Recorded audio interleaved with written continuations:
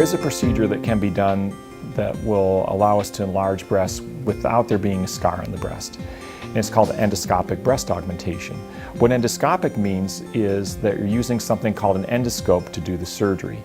Traditionally, surgery has been done in an open way. What that means is that the area that we are working is exposed by, basically moving the skin to the side.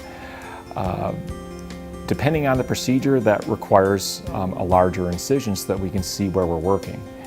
It is possible to do surgery through a very small incision using a lighted tube that has a video camera on the end.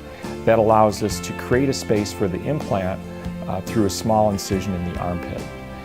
The length of the incision is actually dependent upon the type of implant. If the implant is a saline implant, it can be placed through a very small 1-inch incision because that implant is initially deflated and then inserted through that small incision once that space is created.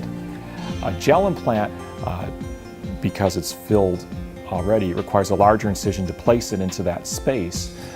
A gel implant, though, can still be placed through an armpit incision.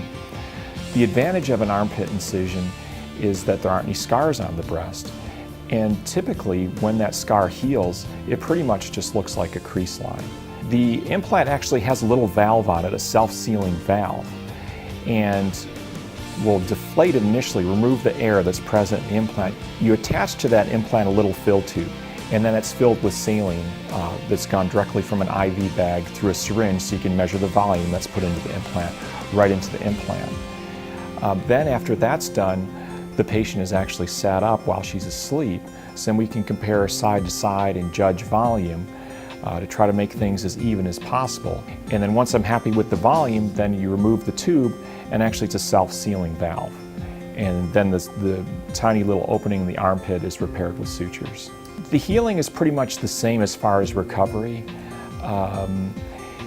because the pain of surgery is mainly related to the fact that the implant, or at least my preference is that the implant is placed underneath the muscle. I think placing the implant underneath the muscle is the best place for the implant because there's more of the woman over the implant, so it looks more natural.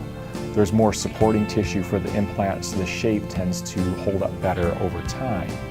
So really the discomfort of the procedure is related to the fact that you're disturbing the muscle tissue. Where you make the incision doesn't change that too much, nor does the length of the incision, because that's pretty much at the skin level. There's less chance of interfering with nipple sensation going through the armpit approach compared with the incision that goes around the areola, which is the dark skin around the nipple. And the scar tends to be a little bit more comfortable than the breast crease incision because that's right where the bra tends to rest. Or most women wear underwire bras, so there's a firm part of their garment that's pressing on the scar, so it's a little bit more comfortable. And also the scar in general tends to do better because the armpit skin is very loose.